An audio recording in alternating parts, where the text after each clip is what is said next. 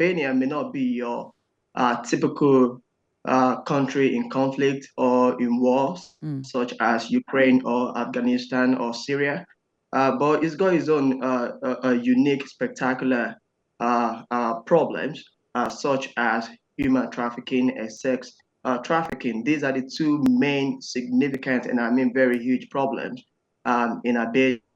Now, we've been puzzling this week about why so many Albanian people want to claim asylum in the UK and whether the UK should be approving the claims. The Albanian journalist Dr. Blajana Bino told us that Albania is broadly a safe country. Albania is a safe country measured by most international standards. We are a member of NATO and we have recently started negotiation session process with the European Union. Also in the past 30 years, one could say that Albania has made significant progress since the fall of the communist regime. Well, if you look up Albanian community on a search engine, you quickly get to a charity that helps Albanians in the UK called Nene Teresa.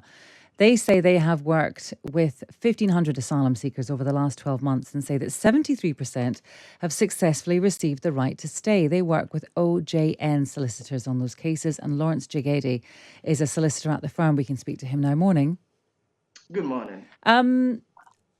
The problem here and the gap between these two facts exists. One is that many people feel that Albania, and we just heard there from the Albanian journalist Dr. Blajana Bino saying that Albania is a safe country.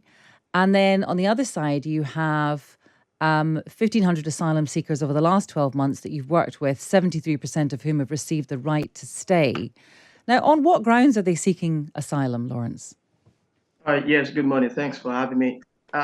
Now, Albania may not be your typical country in conflict or in wars, such as Ukraine or Afghanistan or Syria, but it's got its own unique, spectacular problems, such as human trafficking and sex trafficking. These are the two main significant and I mean very huge problems in Albania. So yes, it is true that people did not see Albania as a war-torn country, but again, it's got its own unique problems. And who's being trafficked? Is this just women, or are the people that you help women? From my own experience, yes, largely women. But then again, you have two types. You have general human trafficking, and that could include both women and men. And then you then have sex trafficking, which is largely limited to women. Yes. The Home Secretary says that she is suspicious of claims over modern slavery because Albania is a signatory to the European Convention Against Trafficking. What would you say to that?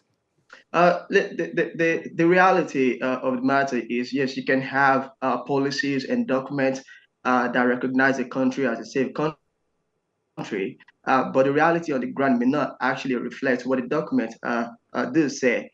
Yes, it is true that Albania, for example, is a member of NATO, is a candidate member of European Union, but yet on the other hand, United Nations, European Union, they do recognize that there is a significant human trafficking, sex trafficking problem in Albania, and that is just the reality on the ground. Yeah.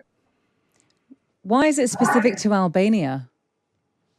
Well, it is maybe it is not only Albania, but again, in that Balkan countries region, there is this organized gang, yes, that is more focused on Albania than other countries. Yes, Right. we do see victims coming from other countries, but unfortunately, there appears to be a great deal of attention of organized crime, organized gangs, focusing on Albania more than other countries.